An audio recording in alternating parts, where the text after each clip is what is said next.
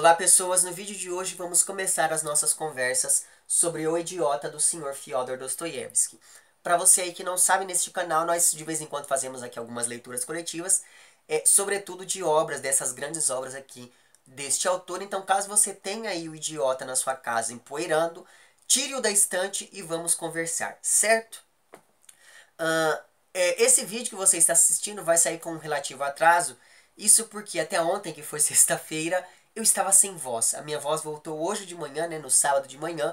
E sábado é o dia em que esse vídeo deveria sair pela manhã. Então, como você percebe, eu também, o vídeo ainda não saiu, mas não tem problema, porque eu pretendo colocá-lo no ar ainda hoje.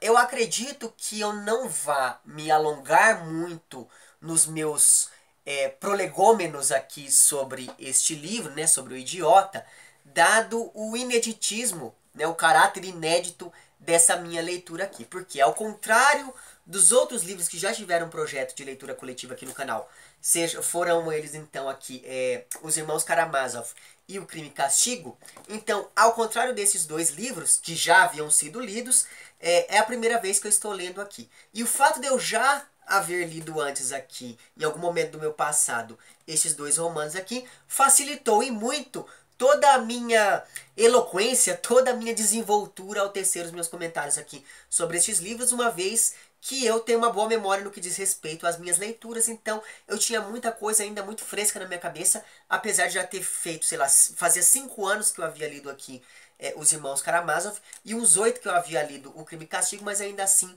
eu tinha muita coisa ainda muito fresca na minha memória, o que facilitou toda a minha desenvoltura ao tecer os meus comentários sobre estes livros.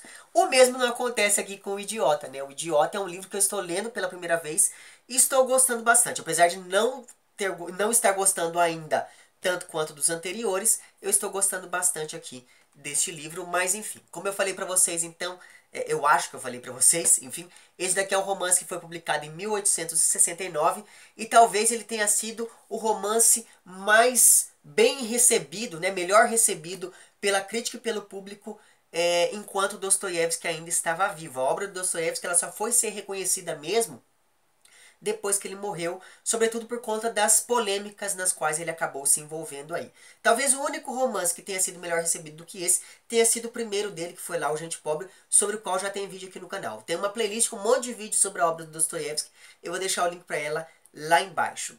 E definitivamente esse daqui é o livro mais pessoal do autor.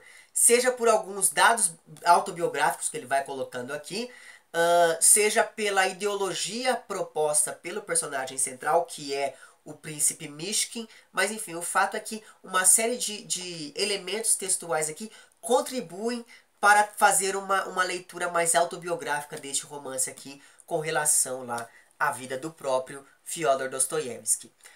E esse daqui também vem se mostrando, pelo menos nessa primeira parte, que é o objeto da nossa discussão aqui neste vídeo.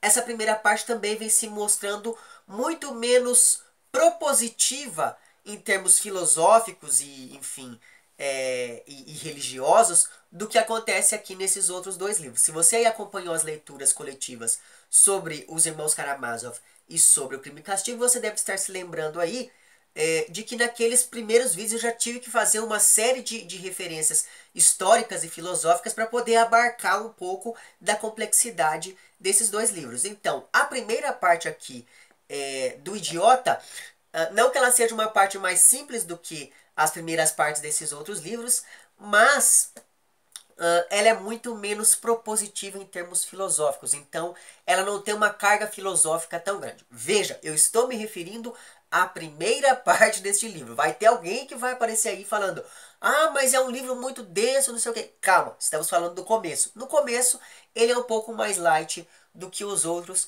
mas enfim. Apesar disso, é praticamente imediata a associação que pode ser feita entre o personagem central aqui, que é o príncipe Mishkin, e a figura de Jesus Cristo. E daí nós temos que nos lembrar que este daqui é um romance que ele foi escrito em um período em que a Rússia passava ali por profundas mudanças e contradições culturais e sociais, período sobre o qual eu já falei, tanto nos meus vídeos sobre o Crime e Castigo, quanto nos meus vídeos lá sobre Os Irmãos Karamazov. Eu vou sugerir que você aí que está assistindo esse vídeo agora, assista ao último vídeo, né, só o começo, pelo amor de Deus, do último vídeo aqui sobre os irmãos Karamazov, porque no começo daquele vídeo eu traço todo um panorama histórico para poder entender o porquê dessas várias mudanças sociais e culturais da Rússia daquele período. Então eu sugiro que você assista lá, pelo menos ao começo desse meu vídeo aqui, porque senão eu não vou, porque aí eu não vou precisar ficar me repetindo aqui. Afinal de contas, muitas das pessoas que estão participando desse projeto aqui acabaram de participar e de ouvir todas as minhas discussões aqui sobre os irmãos Karamazov. Então, para que não se torne uma coisa muito enfadonha aqui, eu vou adiantar um pouquinho a discussão. Mas basta que você, por hora, entenda que o período em que o Dostoiévski escreveu aqui este livro foi um período de profundas mudanças culturais e sociais e econômicas também na Rússia, porque a Rússia ela estava passando por um período de crise econômica, e aí ela contou com a ajuda de países como a Inglaterra e a França para poder se restabelecer como, como uma economia pertencente ali ao grupo europeu. E isso acabou fazendo com que a cultura russa começasse a absorver vários elementos das culturas francesa e inglesa, o que, segundo aqui o grupo dos eslavófilos, ao qual o próprio Dostoiévski fazia parte, era uma coisa nociva à cultura totalmente religiosa, totalmente cristã e ortodoxa do povo russo. Então, o Dostoiévski via nessa invasão de elementos culturais europeus algo nocivo ao purismo, à pureza da cultura russa, e isso vai ficar evidente em vários momentos aqui dessa primeira parte, sobretudo pelo caráter esboçado aqui por esse personagem central, que, como eu falei para vocês, é o príncipe Mishkin. Então, se por um lado nós temos aqui o príncipe Mishkin, que é uma figura que, a exemplo do Alyosha dos irmãos Karamazov, tem toda uma aura angelical que o aproxima de um idealismo muito ligado às ideias propostas pela Igreja Ortodoxa da Rússia, o que acaba tornando este um personagem com alguns ecos ali do humanismo. Por outro lado, nós temos aqui em O Idiota toda uma extensa galeria de personagens secundários que, de maneira geral, mas não de maneira absoluta, acabam expressando das mais diversas formas ideias que os aproximam do materialismo que florescia na Rússia daquele período ali de meados de fins, né, dos anos 60 do século XIX. Eu não sei se você se lembra disso, eu não sei se você assistiu ao meu vídeo, mas 5 anos antes da publicação aqui do Idiota, o Dostoiévski havia se envolvido em toda uma polêmica com um materialista e socialista chamado Chernyshevsky, que é uma figura muito importante da Rússia, porque as ideias do Chernyshevsky inspirariam, né, pessoas como, por exemplo, o Lenin lá. Então o Chernyshevsky, ele é uma figura muito importante para a articulação das duas revoluções russas, porque sim, a Rússia passou por duas revoluções. A primeira aconteceu em 1905, mas acabou sendo malfadada, e a segunda, de 1917, é que acabou, enfim, dando certo, né, na medida do possível. Então o Chernyshevsky, ele tem uma importância muito grande por suas ideias. E o Dostoiévski, ele acabou se envolvendo muito em uma polêmica muito grande com o Chernyshevsky 5 anos antes da publicação aqui do Idiota, ao publicar em 1864 o Memórias do Subsolo, em que ele tentava entender como essas influências europeias, como ideias como materialismo, foram recebidas pelo povo russo. Então, já fiz um vídeo aqui neste canal sobre o Memórias do Subsolo, em que eu comento sobre isso de uma maneira um pouco mais detida. Então, caso você não tenha visto, eu sugiro que você veja. O vídeo vai estar numa playlist que eu vou deixar linkada lá embaixo, certo? Mas, enfim, o fato, então, é que aqui nós temos essa contraposição entre o príncipe e a maioria das outras personagens que vão compor aqui, pelo menos essa primeira parte do romance. Então, justamente por seu idealismo e por seu humanismo, o príncipe aqui vai ser descrito como uma pessoa excessivamente bondosa, ingênua, pura, pacífica, sincera, que não sabe usar ali as máscaras sociais, que tem uma capacidade muito grande de se doar e de perdoar todas as ofensas que lhes são impostas aqui. Então, todos esses atributos acabam investindo esse personagem central aqui de uma aura extremamente cristã, o que acaba o tornando em vários momentos aqui muito inverossímil. Então não sei para vocês, mas eu acho que é praticamente impossível que exista uma pessoa como o Príncipe Mishkin aqui, mas em detrimento disso ele é um personagem muito bem construído. Não é o meu personagem preferido do Dostoiévski, pelo menos até agora, porque eu simplesmente não gosto de pessoas lambibotas, como é o caso aqui desse sujeito, mas tudo bem. Até então, apesar de não ter gostado tanto desse personagem aqui, eu estou gostando daquilo que ele representa, apesar de não concordar muito com isso. Enfim, o grande problema desse personagem aqui, o grande problema do Príncipe Mishkin, que é o idiota do título, e daí vem o seu epíteto, é que essas qualidades todas que são atribuídas a esse personagem não tem lugar diante do grupo social do qual ele vai fazer parte ali, que é um grupo social movido pelo egoísmo, pelo materialismo, pelo interesse, pelo amor erótico e carnal, digamos, pelo hedonismo em vários momentos, pela sede de poder e por toda uma série de outras características que impossibilitam os demais sentimentos tidos aqui como muito mais humanos, muito mais ligados aos atributos positivos da natureza do ser humano. Então, de maneira muito análoga ao que acontece aqui em Um Jogador, que é outro romance do Dostoiévski, para o qual já tem vídeo aqui no canal, todas as coisas aqui dessa primeira parte de O Idiota são pautadas por uma ideia utilitarista. Todas as coisas devem ter uma utilidade. Todas as relações entre essas personagens aqui são pautadas por uma lógica capitalista que prima pelos interesses do indivíduo pelo predomínio dos interesses individuais sobre os interesses coletivos, os interesses universais. E essa oposição entre o individual e o universal vai se materializar tanto nessas personagens quanto nas relações que se estabelecem entre elas. Então acho que vale a pena eu comentar um pouquinho sobre algumas das figuras que aqui aparecem, como é o caso, por exemplo, da personagem central aqui, que como eu já falei para vocês, é o tal do Príncipe Mishkin, que é o idiota aqui do título do romance.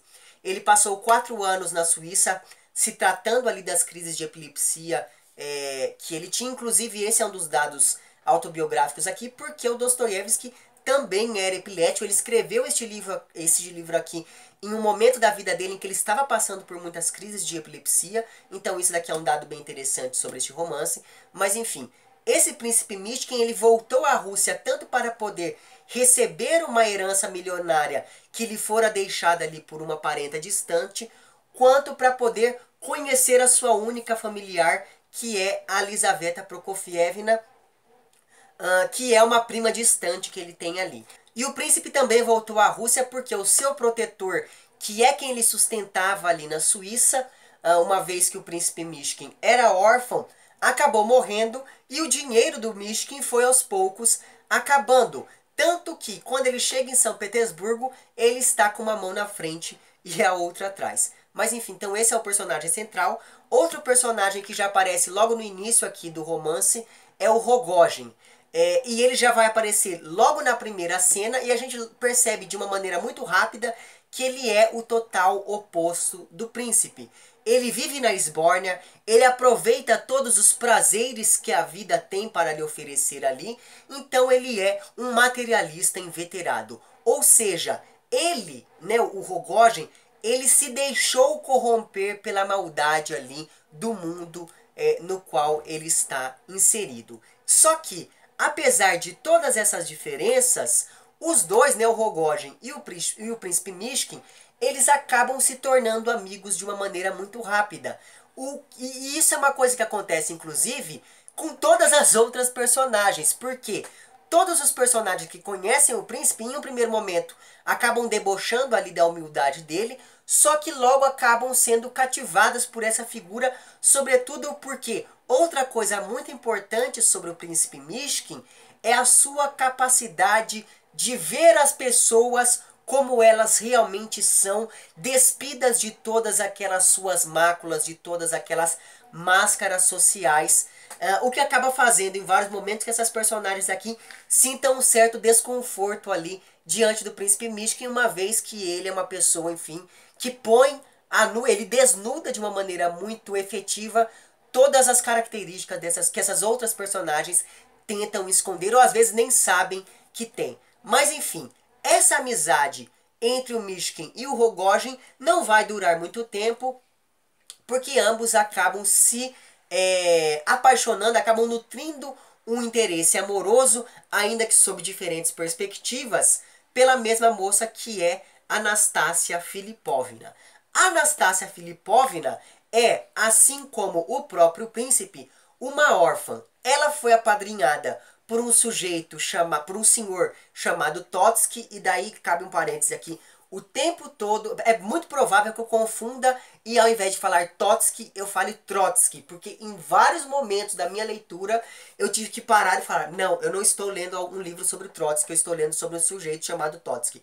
Mas enfim, muito bem, esse camarada chamado Totsky, ele acabou seduzindo a Anastasia Filipovna e por conta disso, essa moça desenvolveu um profundo sentimento de culpa por se sentir indigna de ter uma boa vida. E é por isso, por exemplo, que ela acaba negando a proposta de casamento que o príncipe lhe oferece logo aqui no fim dessa primeira parte, que, diga-se de passagem, a primeira parte acontece em um único dia. E isso acaba mostrando ao leitor que o príncipe realmente conhecia as pessoas profundamente e se deixava conhecer de uma maneira muito profunda em um período muito curto de tempo. Então é muito interessante que, apesar de se passar aqui em um único dia, a gente tem a impressão de que esses personagens aqui se conhecem há pelo menos, sei lá, 5 anos, uma vez que o príncipe ele tem essa capacidade de deslindar as pessoas ali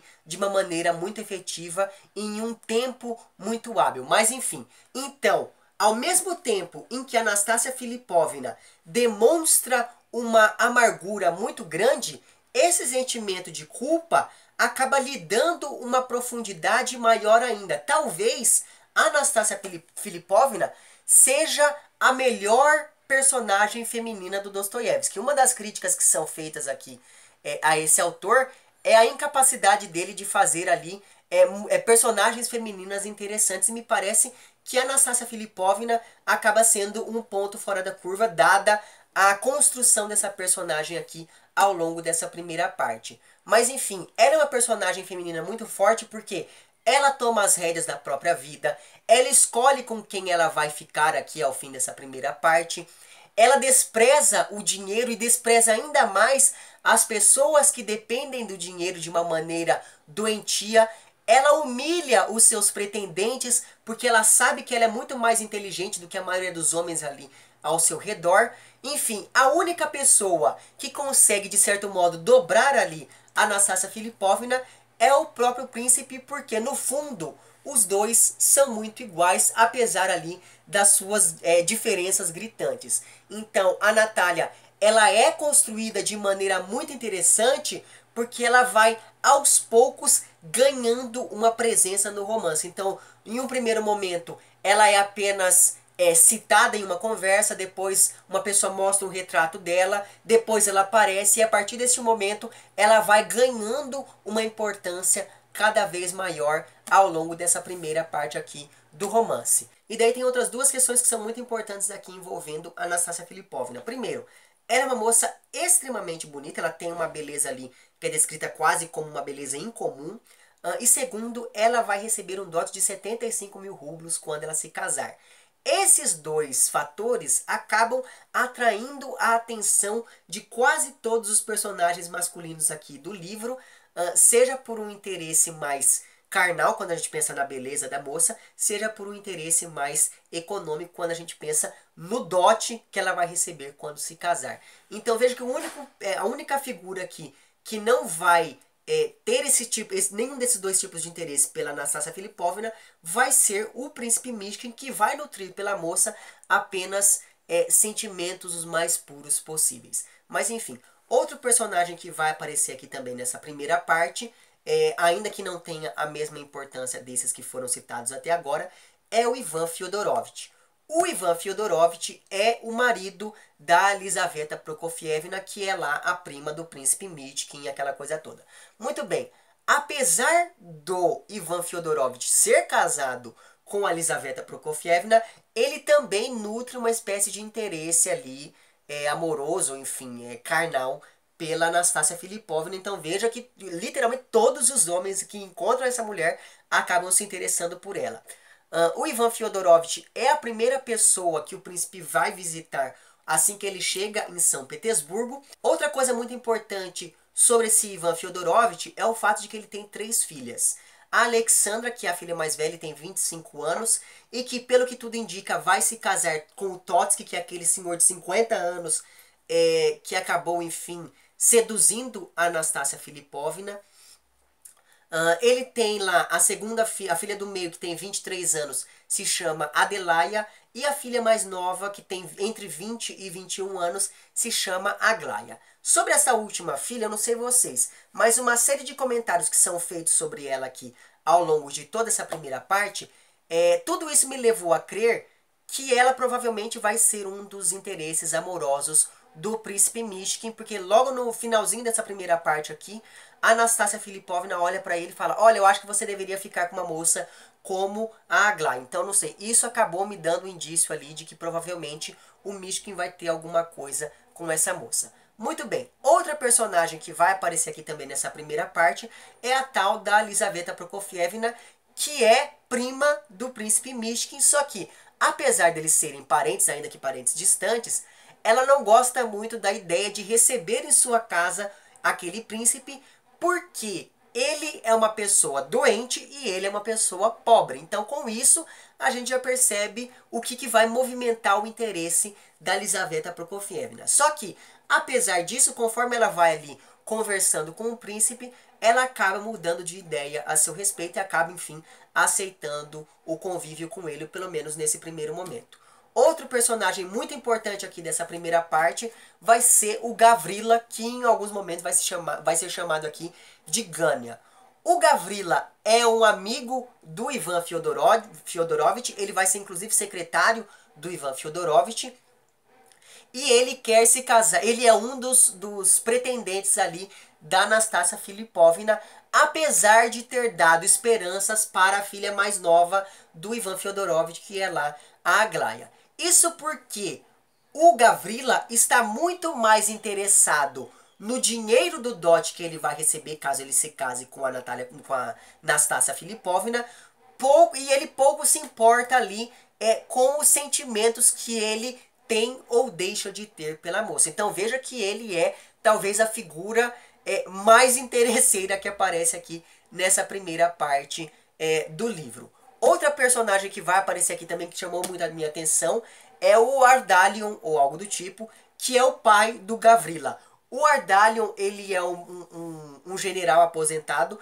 que vive bêbado e ele é um mentiroso compulsivo. Então é muito engraçado as cenas em que esse personagem aparece, porque ele está sempre contando ali algumas anedotas que são, no mínimo, fantásticas. Então, enfim, tem várias coisas aqui que ele vai contando que me fizeram rir. Então ele é um dos momentos de alívio cômico aqui dessa primeira parte.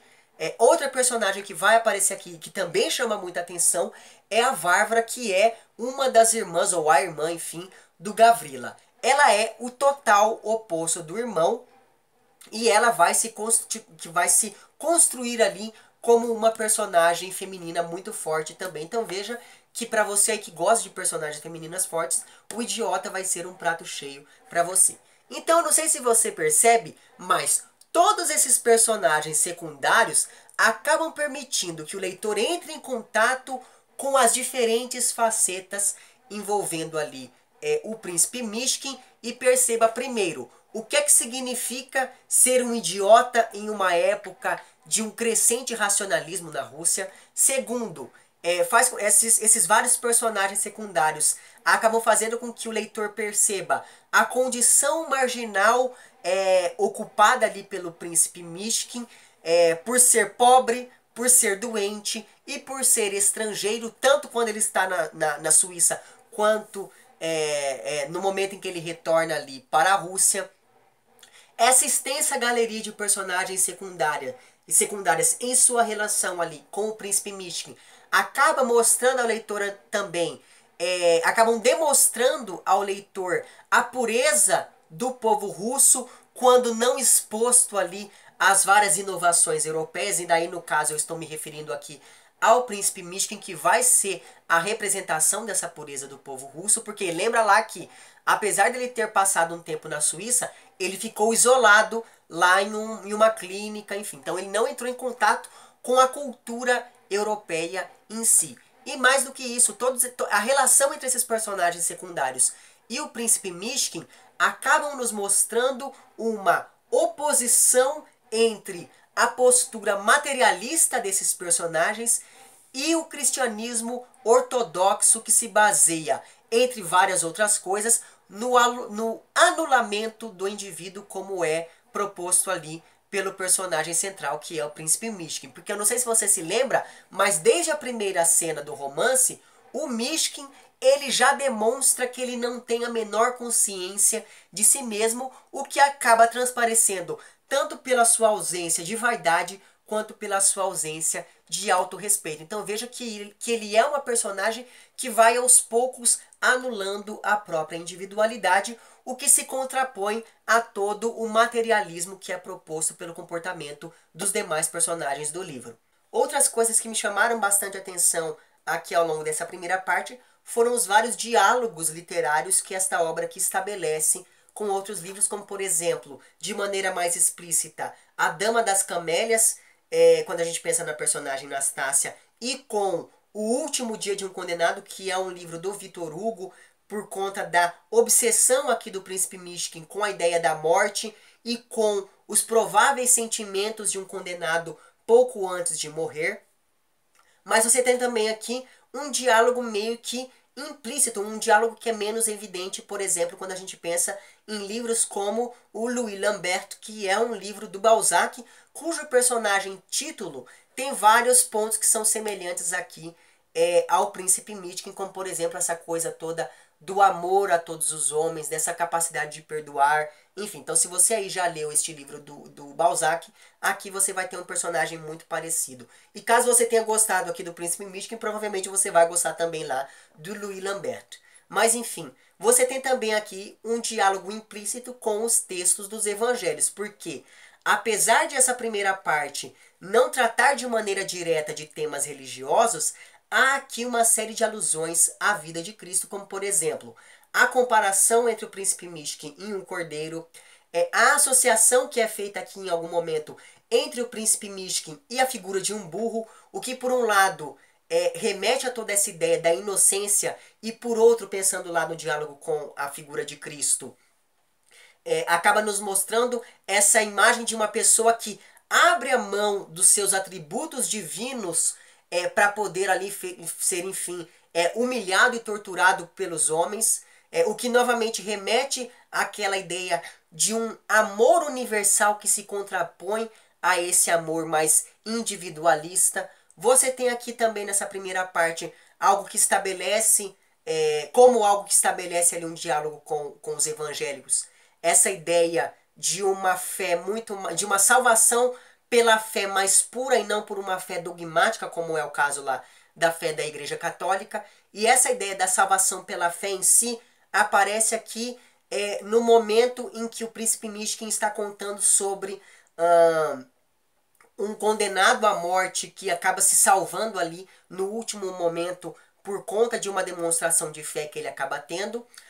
E é claro, existe aqui também toda uma ideia da história de Maria Madalena, quando a gente pensa tanto em algum ponto na figura da Anastácia Filipovna, quanto na personagem Marie, que é uma figura com quem o príncipe Mishkin travou conhecimento durante a sua estadia na Suíça. E daí, pensando ainda na história dessa personagem chamada Marie, que é uma personagem que, como eu falei para vocês, o príncipe Mishkin conhece durante a sua estadia na Suíça, essa personagem ela também vai acabar agregando aqui nessa primeira parte aquela distinção entre o amor universal e o amor individual, porque o amor que o príncipe Mishkin sente pela Marie não tem nada de físico, é um amor totalmente puro, a exemplo do que aconteceria futuramente lá na relação entre o Mishkin e a Anastácia. Então, existe aqui uma contraposição entre este amor cristão, este amor universal, este amor puro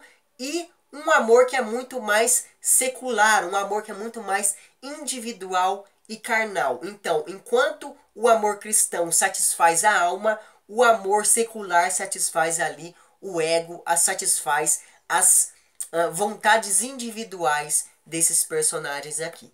E outra coisa que me chamou a atenção, ainda pensando na figura do príncipe Mishkin, é o fato de que, apesar dele ser o centro das ações aqui em vários momentos, por conta da sua humildade, ele acaba se mostrando uma presença menor em todas as cenas em que ele aparece.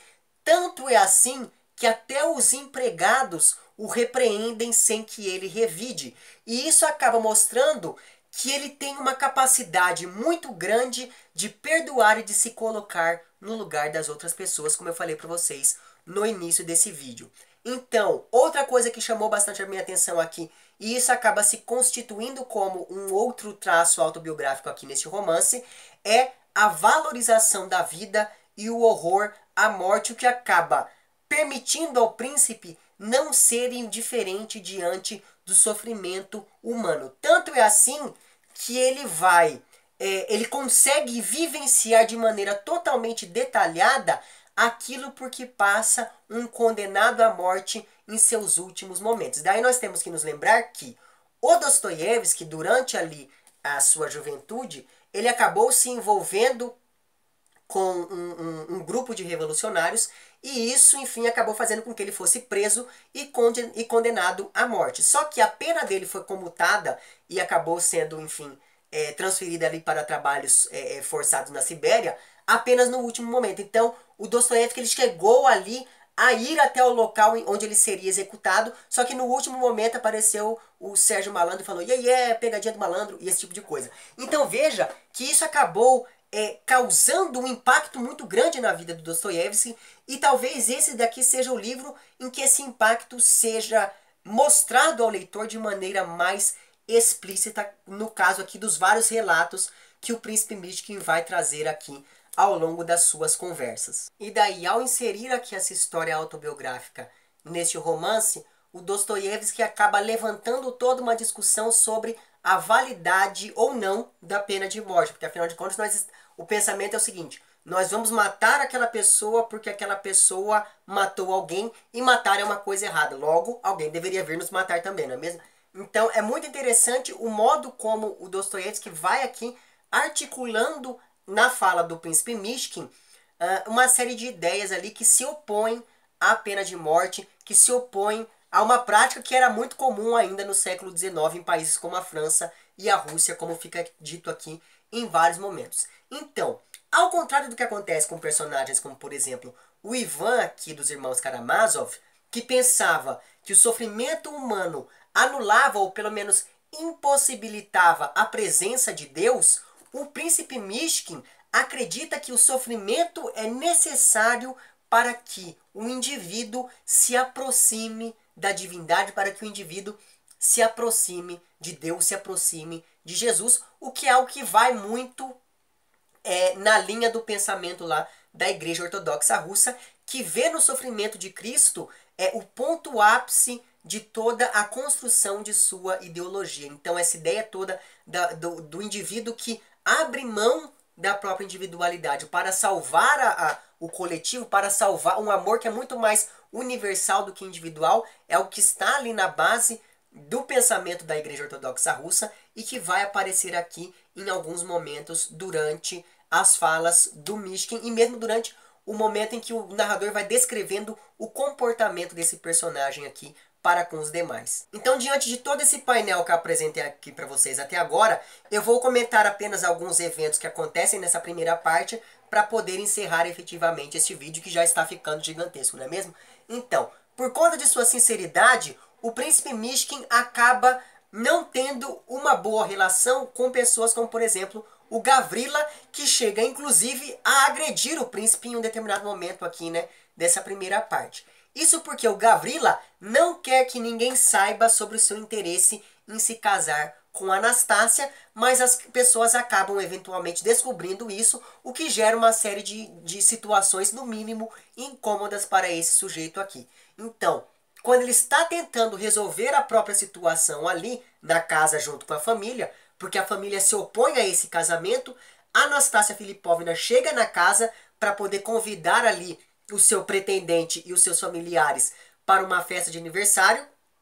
Só que ela acaba armando toda uma confusão que se complica ainda mais quando o Rugogin, que é aquele personagem que apareceu na primeira cena junto lá com o príncipe Mishkin, chega na casa ali e chega inclusive a oferecer dinheiro ao Gavrila para que ele desista daquele casamento. Ou seja, todas as pessoas sabem que ele está se casando meramente por um interesse econômico e não por gostar de fato da moça. Então, durante a festa ali da casa da Anastácia Filipovna, que é o clímax da primeira parte, em que toda a questão do casamento vai finalmente se resolver, arma-se uma nova confusão envolvendo a quadrilha amorosa formada pela Anastácia, pelo Mishkin, que chega inclusive a propor casamento para Anastácia logo no fim aqui dessa primeira parte, pelo Gavrila e pelo Rugogin, que acaba sendo ali o escolhido da moça, uma vez que ela, como eu já falei para vocês aqui nesse vídeo,